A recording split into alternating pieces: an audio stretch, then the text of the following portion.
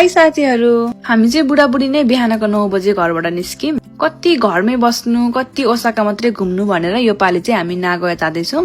Nagoya चाहिँ मेरो हस्बेन्डले पढ्नु भएको ठाउँ हो नि त, सेमन गएको। अनि त्यही भएर उहाँको साथीहरू वहीँ हुनुहुन्छ क्या, अनि बोलाउनु पनि भएको थियो। अनि त्यही भएर हामी घुम्न गयौँ। सिनकानसेनमा गएको है, सिनकानसेन त यस्तो प्याक क्या। नोजोमी एक्सप्रेसको सिनकानसेन त पुरै प्याक भएर सिट पनि उठ्दै थिएन क्या, सबै रिजर्भ। अनि हामी चाहिँ हिकारी भन्नेमा गएको। जिउसेकी थियो नि त, अनि खाली छैन कि भनेर कस्तो डर लागिरहेको थियो, तर खाली खाली रहेछ। त्यही भएर बुढाबुढी मजाले बसेर गयौँ। मेरो चाहिँ यो सेकेन्ड टाइम हो क्या सिनकानसेन। म पहिलो पल्ट नागोया जाँदाखेरि पनि सिनकानसेनमा गएको थिएँ क्या। अनि त्यति बेला चाहिँ महादीपलाई भेट्नलाई गएको थिएँ। त्यति बेला चाहिँ हामी गर्लफ्रेन्ड बोयफ्रेन्ड नै थियौँ कि। अनि अहिले चाहिँ बे गरेर यो फर्स्ट टाइम हामी सँगै सिनकानसेन चढेको क्या। हामी चाहिँ 1 घण्टा 25 मिनटमा नागोया पुगिसकेको थियौँ। अनि त्यहाँ चाहिँ भाइ बहिनीहरू आउनु भएको थियो हामीलाई पिकअप गर्नु लागि। बिहान चिया मात्रै खाएर गएको थियौँ। अनि ठिक्क भाइ बहिनीहरूले ब्रेड ल्याइदिनु भएको रहेछ, कस्तो मिठो थियो कि।